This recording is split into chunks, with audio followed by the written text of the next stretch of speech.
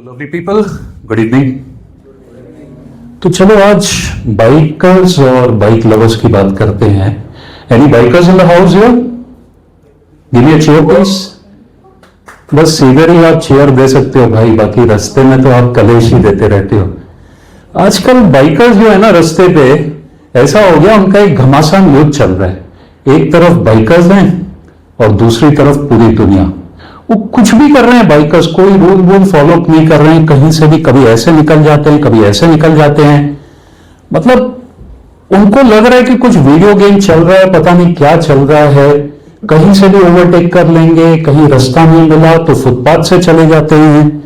और कभी कभार तो ऐसा होता है कि अगर आप वो डायरेक्शन में जा रहे हैं, वहां पे ट्रैफिक पूरा चौक ब्लॉक है, तो ऑपोजिट साइड से चले जाते हैं ऑन कमिंग ट्रैफिक के सामने। उनको लगता है कि सामने से जो ट्रैफिक आ रही है, पता नहीं शायद वो कोई नेता है जो इलेक्शन जीतने के बाद अपनी जनता से हट के चले जाते हैं। वैसे लगता है कि भाई ये भी हट जाएंगे। तो क्या कर रहे हैं आजकल इन लोग समझ में नहीं आता। और बहुत सारे बाइकर्स आपने देखा होगा, हॉर्न पे हॉर्न बजाते रहते हैं। मतलब सामने उनके स्पीड ब्रेकर है, पॉट होल है, उसको भी हॉर्न बजाते हैं। भाई वो तो नहीं हटेगी, वैसे भी हॉर्न बजाने से बाकी कोई तो हटता नहीं है, ये तो हटने वाले बिल्कुल भी नहीं है। और रेड लाइट का तो कोई वजूद ही नहीं है। रेड लाइट को आप देखो, वो मानते ही है कि रेड लाइट है। जैसे करण जौहर है, वो इंडस्ट्री के बाहर वालों को कोई वजूद नहीं देता।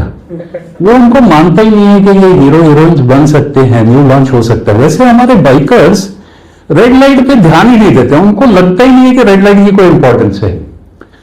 और सबसे मजा आता है जब कोई पेडेस्ट्रियन रास्ता क्रॉस कर रहा है।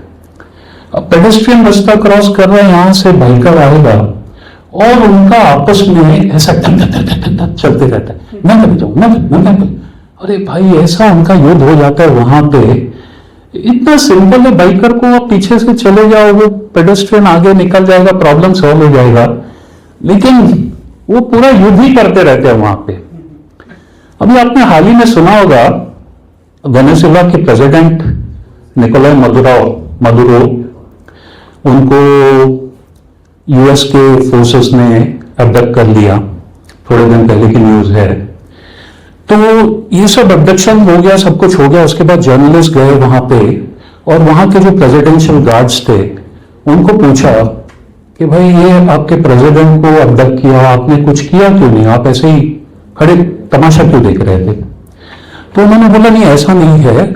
ऐसा हुआ कि ये जो यूएस के फोर्सेस आए, वो अपने साथ कोई एक सरप्राइज वेपन लेके आए। कुछ ऐसा वेपन था जो हम समझ नहीं पाए, और वो वेपन से ऐसा साउंड निकल रहा था, और ये हकीकत है, you could read this up. बोला ऐसा साउंड निकल रहा था कि हमारे कान के पर्दे फट गए, कान से हमारे खून निकलने लगा और हम लोग इमोबिलाइज हो गए। तो एक्चुअली वो जो इनका सरप्राइज वेपन था, वो कुछ नहीं था। हमारे जो यूएस के प्रेसिडेंट साहब हैं, जो बुरे बाल वाले फूफा हैं, उन्होंने यहां से बाइकर्स ही भेजे थे इंडिया के। और वो बाइकर वहां लगे हुए थे, ढर ढर, और हॉर्न बजा रहे थे और साइलेंसर निकाल रहे थे। बेचारे वो वेनेजुएला के प्रेसिडेंट गार्ड्स जो थे, वैसे ही निहत्ते खड़े हो गए। बट एक बात है, जो बाइकर्स है ना, वो अपनी बाइक से प्यार बहुत करते हैं, और बाइक से ज्यादा बाइक के हैंडल से प्यार करते हैं। मतलब वो ऐसा करते हैं कि जो हेलमेट उन्होंने पहनना है, वो पहना देते हैं बाइक के हैंडल को। भगवान न करे कभी अगर एक्सीडेंट हो गया, तो उनको ये चिंता कि हैंडल सही सलामत रहे, हमारा सर खोटे वोटे कोई परवाह नहीं। तो ऐसा है। तो लोग मेरे को पूछ रहे थे कि भाई, आपने भी कभी बाइक चलाई है क्या? तो मैंने बोला, हाँ, अपने जवानी में मैंने भी बाइक चलाई है। कल्ट क्लासिक थी वो टाइम की, RX 100 चलाता था, काफी घूमा और काफी घुमाया भी है। तो पूछ रहे थे कुछ किस्से विस्से सुनाओ आपने क्या किया था? तो मैं बोला, एक मैशर अफरीदी साहब के 2 शेर हैं, वो आपको सुनाता हूं, तो आपको पता चलेगा कि क्या था मेरी जवानी के किस्से। तो मुलाहिजा फरमाइए कि इतना मजबूर ना कर, इतना मजबूर ना कर कि किस्से सुनाने लग जाऊं, मैं तेरी सर की कसम जूठी ही खाने लग जाऊं।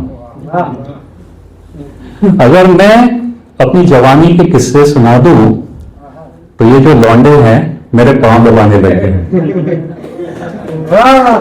Thank you guys, hope you enjoy. Good night, God bless.